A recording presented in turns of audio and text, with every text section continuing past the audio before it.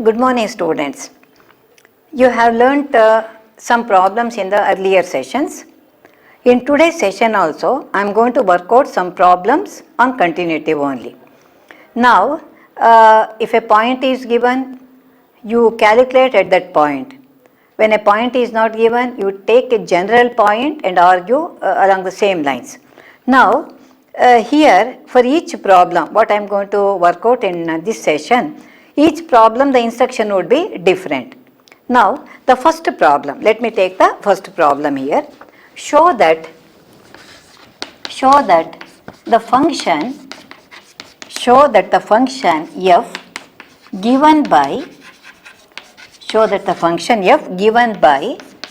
f of x is equal to x cube plus 3 if x is not equal to 0 and it is equal to 1 if x is equal to 0 is not continuous at x equal to 0. See, I mentioned in the earlier session that a particular thing is asked here. See, you observe here, in the previous session, I had considered the modulus function. It was defined having that inequality, x less than 0, x greater than 0, like that. Here also the function is defined two ways. For all x are not equal to 0, that is when x doesn't take the value 0, the function should be taken as x cube plus 3. When x is exactly equal to 0, f of x equal to 1 means this is nothing but the value of the function at x equal to 0. In other words, f of 0 is equal to 1. So the value of the function is already given to us. We have to write that up. Already it is mentioned, we have to write in the proper way. So when the value is given, see less than 0, greater than 0, if it is given, we have to argue before that, after that, at that point, how does it behave. Whereas here, only two possibilities. When the value of x is given to you, at that point, what is the value of the function, that is also given, that becomes the value of the function. What is the other thing that has to be calculated? The limit of the function. So when x is not exactly equal to 0, we have to get the limit of the function. Here no question of left hand limit, right hand limit, because it is defined in only one way. Directly we get the limit of the function. If the limit is also equal to 1, it is continuous. If the limit is different, it is discontinuous. And already they have asked, you have to show that it is not continuous. That means that we have to get those two quantities not equal to each other. Now, let us start with the data. Given f of x is equal to 1 when x is equal to 0. That is f of 0 is equal to 1. What is this one? It is nothing but the value of the function. Now what we have to do to find out, to prove exactly that function is not continuous, we have to get the limit of the function. Now consider limit of fx as x tends to 0, or you can write when x is not equal to 0, we consider the limit of the function as x tends to 0. But how is the function defined? When x is not equal to 0, the function is defined as x cube plus 3, that is x tending to 0 of x cube plus 3. How do you find the limit? Wherever the variable x is there, write the value 0. So that would be equal to 0 cube plus 3. In other words, it is 3. That means, how do you write this one? Limit of fx as x tends to 0 is equal to 3. Now, what is the value of the function? See, the value of the function is 1. The limit of the function at that as x tends to that number is equal to 3. Are they equal? Clearly we see that they are not equal to each other. That is, you write the limit of fx as x tends to 0 is not equal to f of 0. So that is the basic definition of continuity. The function should be defined at that point, or the value should exist there, and the limit should exist, and they should be equal to each other. Therefore, in this case, now we see that the value is 1, it is already given in the problem, and the limit we have calculated, that is equal to 3. Therefore, clearly we see that they are not equal to each other. So, what is our conclusion? Therefore, you have to write fx is not continuous. After writing this one, you have to come to this sentence. Everything should be written in sentence. If you stop there, no, you don't get the full marks for that one, because the conclusion is important. So that gives only the calculation part. But after looking at the calculation, what is your conclusion? Even that has to be written. So below that you have to write, therefore fx is not continuous at x equal to 0, or you can write fx is discontinuous at x equal to 0. Now this is how the calculation should be done. Now here only two cases arise. One was already given, that is the value of the function was already given, only the limit had to be calculated. Sometimes, no, when as in the function, that modulus function, no, you have to consider three different cases. Now, next problem is like this. Understand each problem, how it has been asked, you have to understand that and find out. Is the function f defined by fx equal to x if x is less than or equal to 1, and this is equal to 5 if x is greater than 1. So, is the function f defined by fx equal to x for all x less than or equal to 1, and this is exactly equal to 5 if x is greater than 1. Is the function, this is a question continued, is the function continuous? They have given you 3 points here, at x equal to 0, at x is equal to 1, and x is equal to 2. Question mark. That is, the function is defined in two different ways. For all x less than or equal to 1, it is exactly equal to x. For all x greater than 1, strictly greater than 1, it is exactly equal to 5. It's a constant actually. You have to consider 3 different points here. So continuity at a point we are considering. At x equal to 0, how does it behave? At x equal to 1, how does it behave? At x equal to 2, how does it behave? Will it be continuous or not? So that is what you have to find out. Now one by one we will consider. First case, at x equal to 0. I am taking the first point, at x equal to 0. Look here, 0 means it is less than 1, correct? Now we need not come to this part at all, because the number 0 is less than 1 means for all x less than or equal to 1, how is the function defined? It is fx equal to x. You write at x equal to 0, fx equal to x, correct?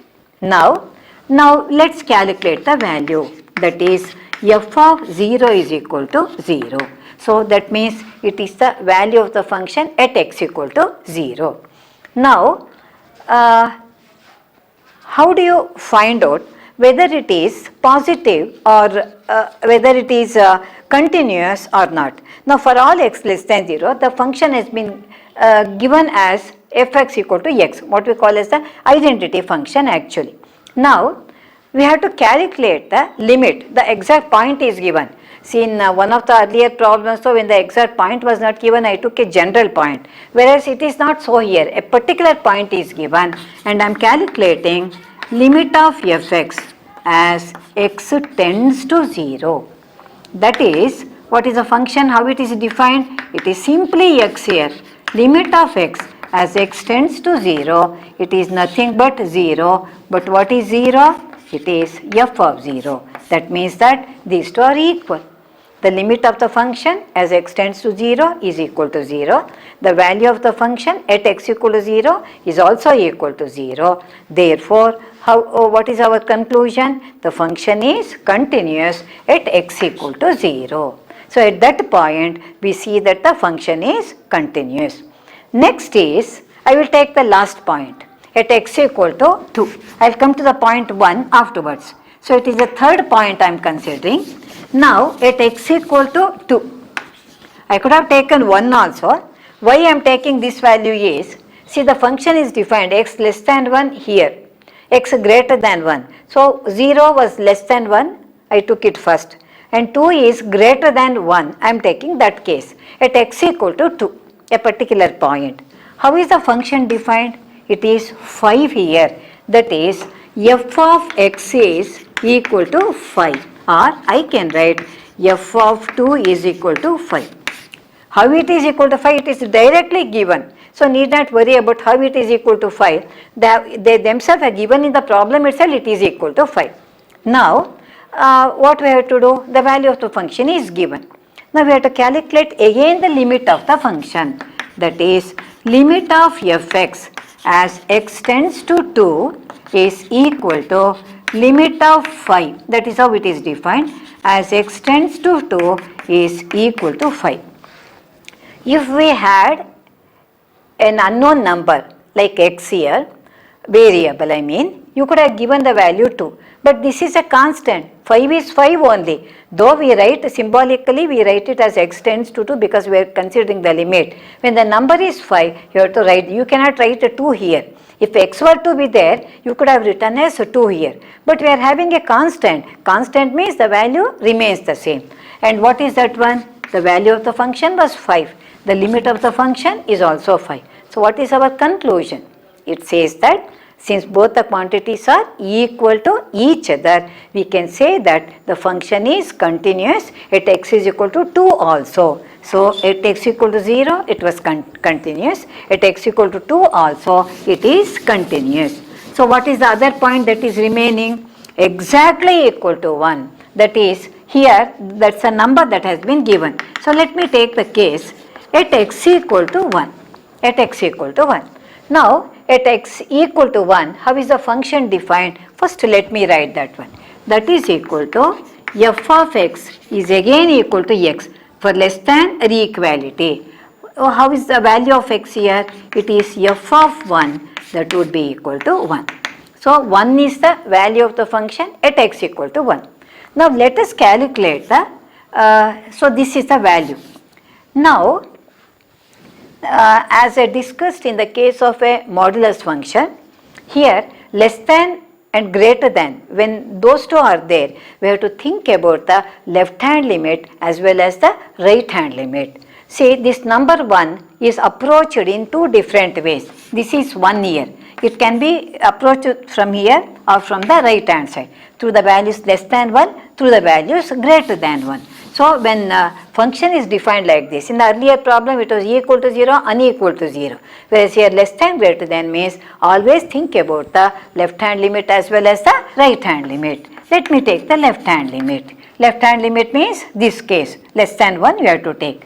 That is limit of fx as x tends to right 1 minus, that is equal to limit of x. It is how it is defined. X tending to 1 minus, don't give minus 1 here, this number only you have to give, minus shows that we are calculating the left hand limit. So it is 1.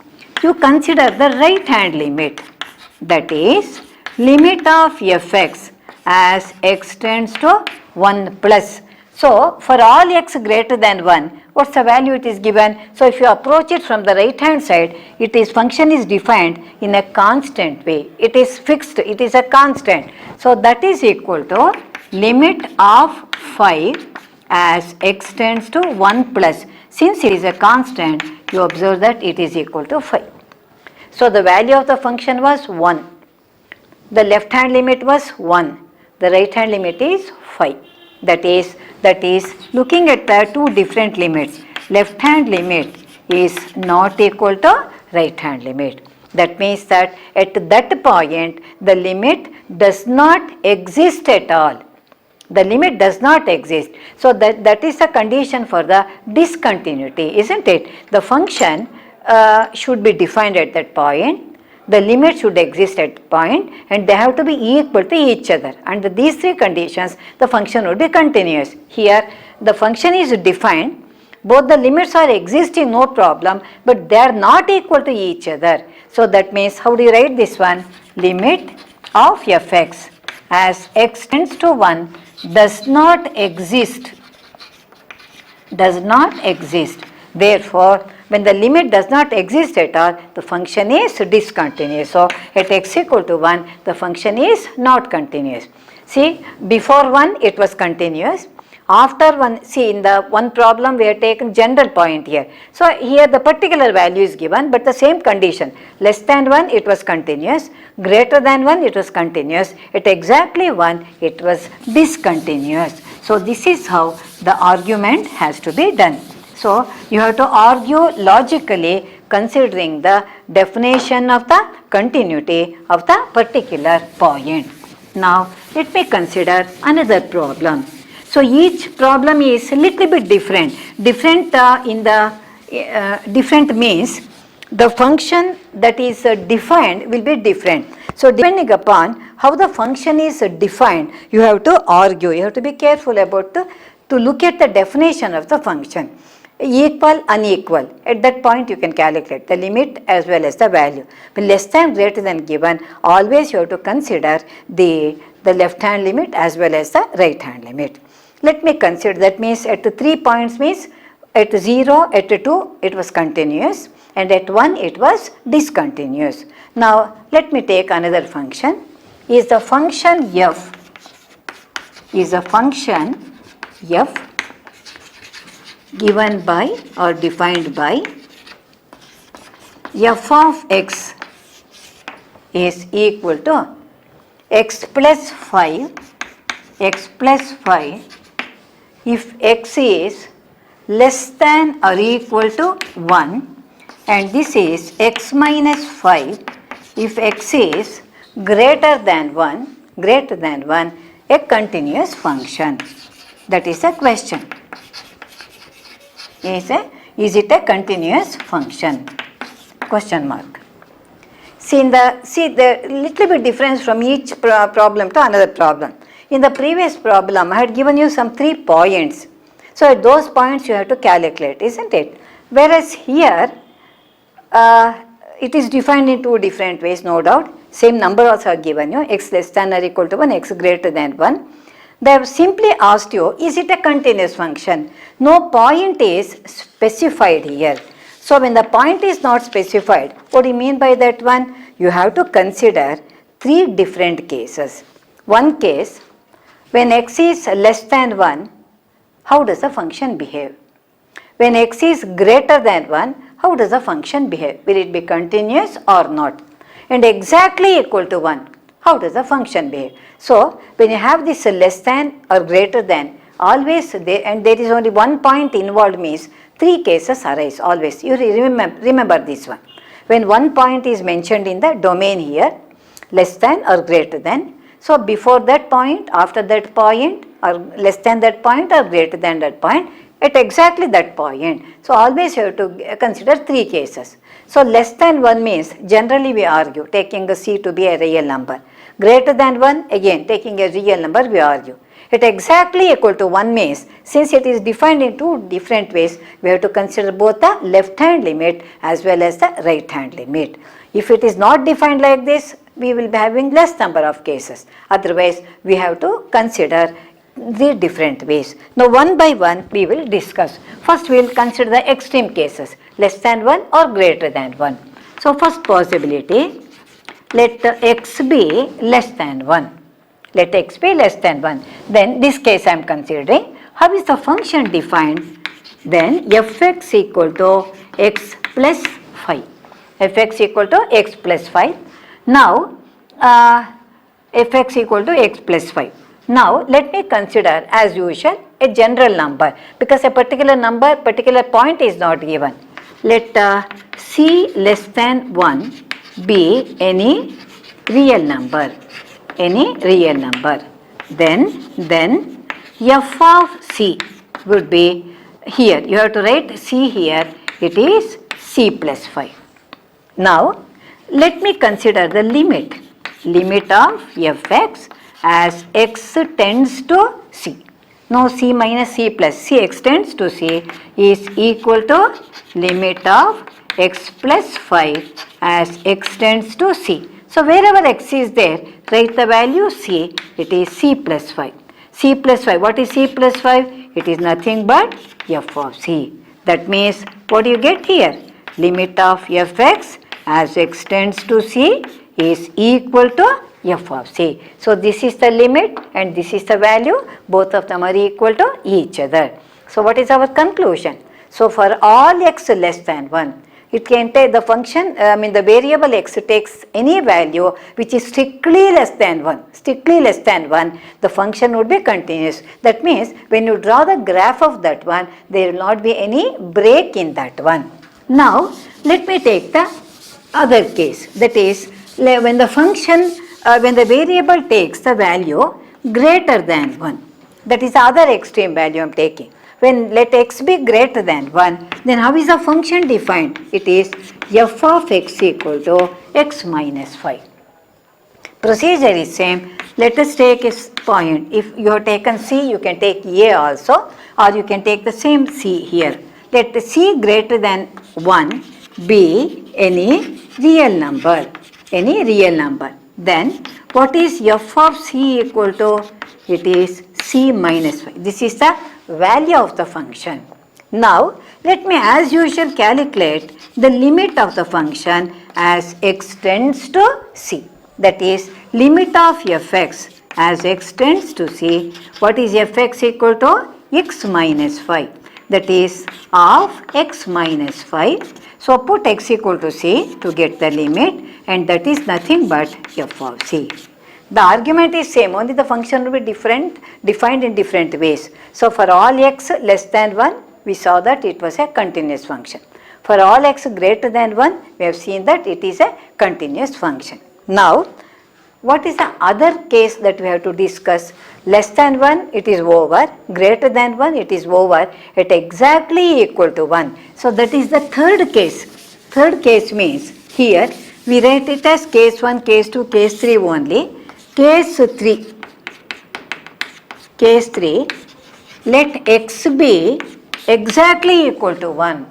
So exactly equal to 1 means, see, for all x less than 1, the function is defined like this. For all x greater than 1, it is defined like this. Therefore, it will have two different limits, the left hand limit as well as the right hand limit. If this inequality is not there, then you can take directly the limit of the function. Whenever the inequality is there, you have to argue both of them. We have to consider both the left hand limit as well as the right hand limit. So when x is exactly 1, how is the function defined? It is f of x is equal to x plus 5.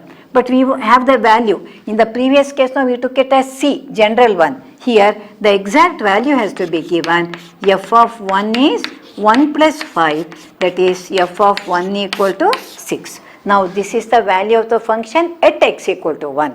Now let me consider the left hand limit.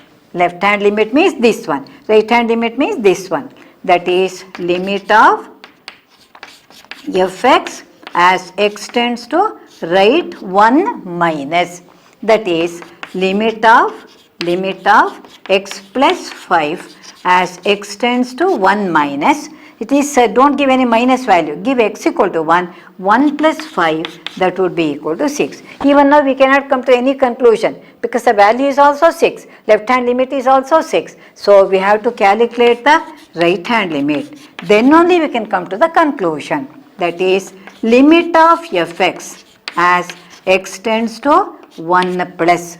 Now for all greater than 1 means from the right hand side it is approaching. How is the function defined? In this case it is different. It is x minus 5. It is x minus 5 as x tends to 1 plus. The value you have to give is 1 only. That is 1 minus 5. That is minus 4. If we had got 6 here also, we can say it is continuous. Look at here, left hand limit was 6. The value was 6. So we could not come to any conclusion. Look at the right hand limit. It is minus 4. That is the left hand limit is not equal to right hand limit. So that means that the limit does not exist. When the limit does not exist, the function cannot be continuous because limit should exist, the value should exist, they have to be equal to each other. So how do you write the conclusion? The function is not continuous at x equal to 1. Finally, you already discussed two cases. So when x was less than 1, the function was continuous. When x was greater than 1, the function was continuous. At x equal to 1, the function is not continuous. So after each case, you write the conclusion.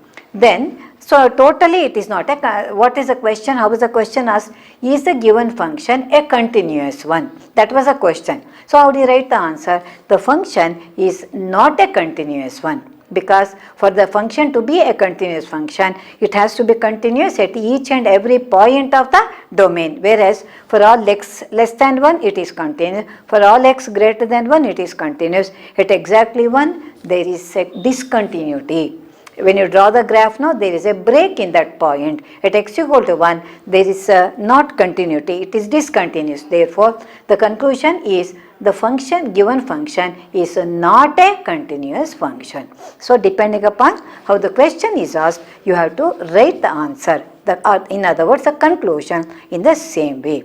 Now, in the coming sessions also, I will be working out some more problems on continuity. Told you already, the question may be asked, find the continuity, examine the continuity, find the points of discontinuity. The procedure that you have to follow is the same. But writing the conclusion, only that is different here. In whatever way the question is asked, you have to write the conclusion or the answer in the same way in which it has been asked. So, we will be meeting and to solve some more problems on continuity in the coming sessions. Thank you.